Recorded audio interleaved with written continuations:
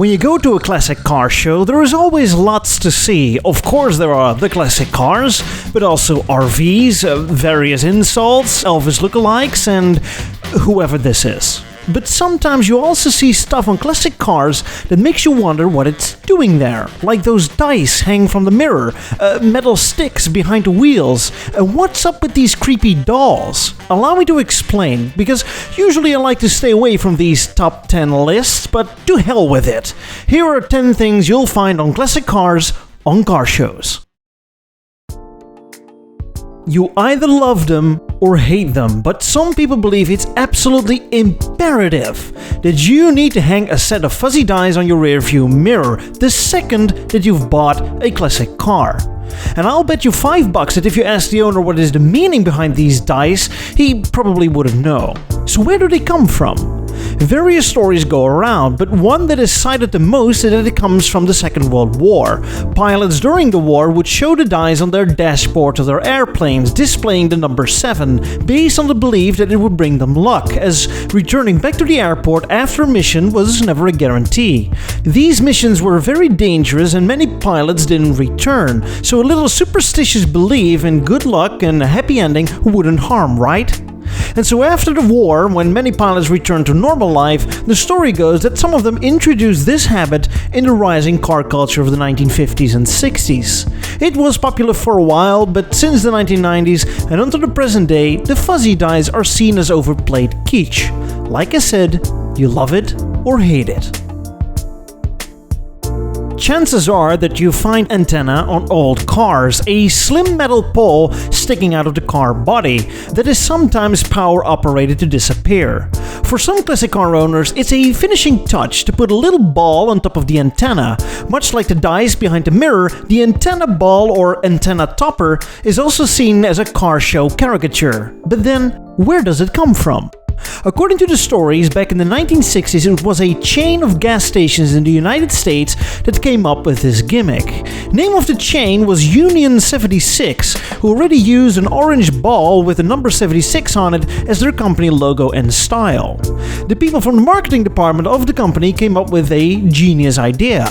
What if we make little balls with our company logo on it and allow customers to put them on their antennas? Think of it like a freebie for every fill-up, and it's essentially free advertising. Motorists loved the idea, and in a couple years it became a fad where antenna balls came in numerous designs, like smiley faces or footballs or really whatever you could imagine. Today you'll only find it on classic cars, as many cars today have satellite radio or other styles of radio antennas that no longer carry a ball. Especially if you go to classic car shows that have a sporty edge, like classic rally racing, you may find cars with their headlights taped off. No, I don't mean the cheap tape on headlights so that the car looks angrier. I mean the tape that they put over the headlights in an X shape. Why? Well, this actually has a solid reason. In the olden days, rally cars came with headlights made out of actual glass. Through all the bumps, twists and turns on mainly dirt roads, gravel could fly around and hit one of the headlights, breaking the glass and leaving a trail of sharp shards, ready to puncture the tire of the next car passing by. To prevent that the glass would shatter, drivers would tape their headlights to keep it together. As of today, car headlights are mostly made of plastic, and so taping them is no longer necessary. Since then, taping an X on the headlights of classic cars has become a tradition, which can be questioned whether it's really necessary or if it's another way to show off that your classic car has rally capabilities, but that you don't use it. Now this one is for all my Volkswagen lovers out there. Volkswagen Beetles, whether old or like the retro new one, sometimes come with something weird on their backs, a Windup Key. The joke here is that in some countries the Beetle was seen as such a small, cute and toy car-like car, you needed to wind it up before it would move. The same joke has been applied to some other small cars as well. As I said, it's a common joke among Beetle owners to add a wind-up key on the back of their Beetles. So much even that it is considered kitsch at this point, but at one time even Volkswagen jumped in on the trend in one of their advertisements. Most wind-up keys come in two versions, a static one or one that's hooked up to a small electric motor, allowing to slowly spin the key. On some car shows, you may find American cars from the 1950s having a tube-like thing attached to the windows and the roof of the car. What are those? Let me tell you something about automotive air conditioning. Today you can't sell a car without air conditioning anymore, but back in the 1940s and 50s, it was considered to be top-of-the-line luxury item, only available on the most expensive cars. Some cars would even have a little badge displaying that, oh wow, you have air conditioning. But even if you didn't have the kind of money to have air conditioning in your car, and you did live in a warm climate, you could choose for a far more budget-friendly car cooler. The system is quite simple. This window-mounted cylinder contains cold water. The cylinder sucks in warm outside air and cools it down through the water that's inside, and then directs it into the cabin of the car. Simple and effective. As regular air conditioning became more widespread and affordable, the car cooler disappeared, but remained a popular aftermarket addition to classic cars, just to give them that little contemporary period-correct extra, even if the car is located in colder climates. In the 1930s, many cars had an extra spare tire mounted somewhere on the body, usually on the rear end and sometimes on both sides. One car in particular, the Lincoln Continental, designed the car in such a way that the spare tire was tastefully part of the rear end design. This setup became known as the Continental Tire Kit. As trunks grew in the 1940s and 50s, the externally mounted spare tire moved inside the trunk.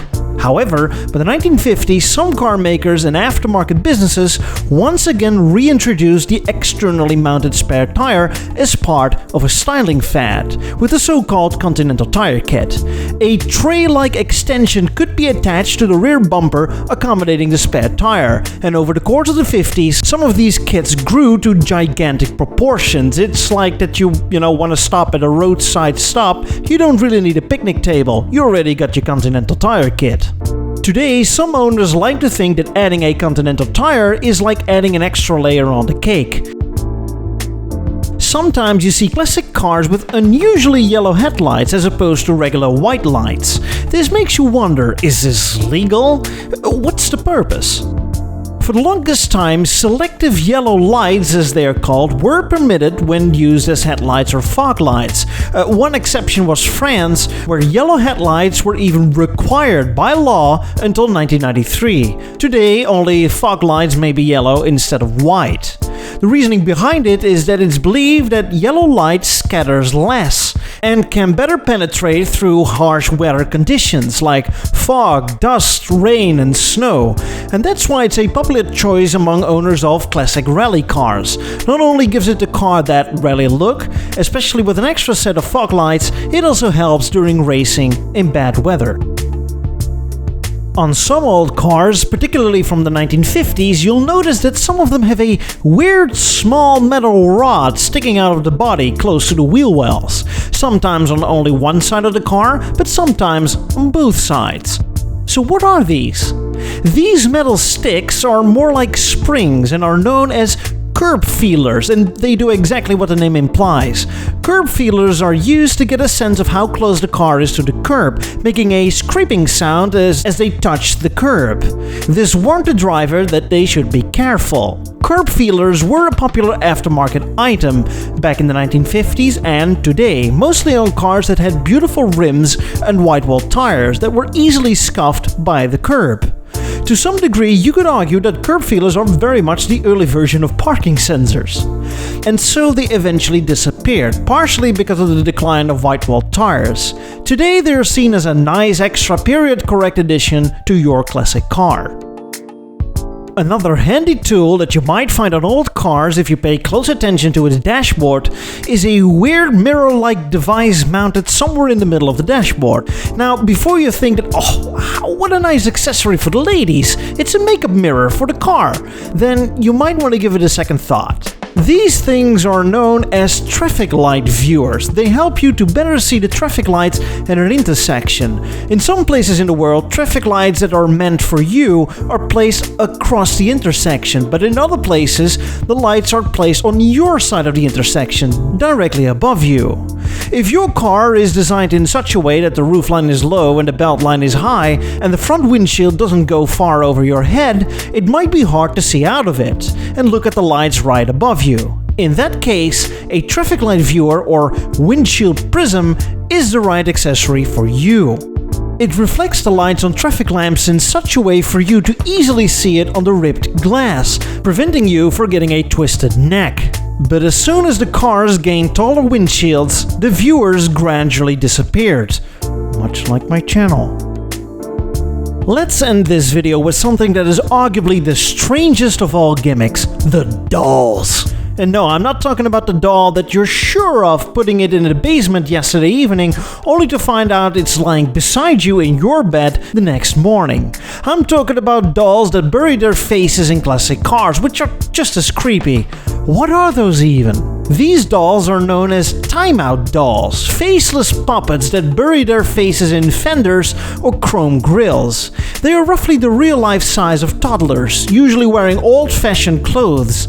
And here is where it even gets more creepy. There is no real explanation for these dolls. There are various theories, but no definitive answer. The most common explanation, and one that I like to believe as well, is that they display the punishment of timeout. You've been naughty and you have to stand in the corner. You cover your face because of the gulls, much how a dog tends to look away if you confront him with one of his many unwanted presents around the house.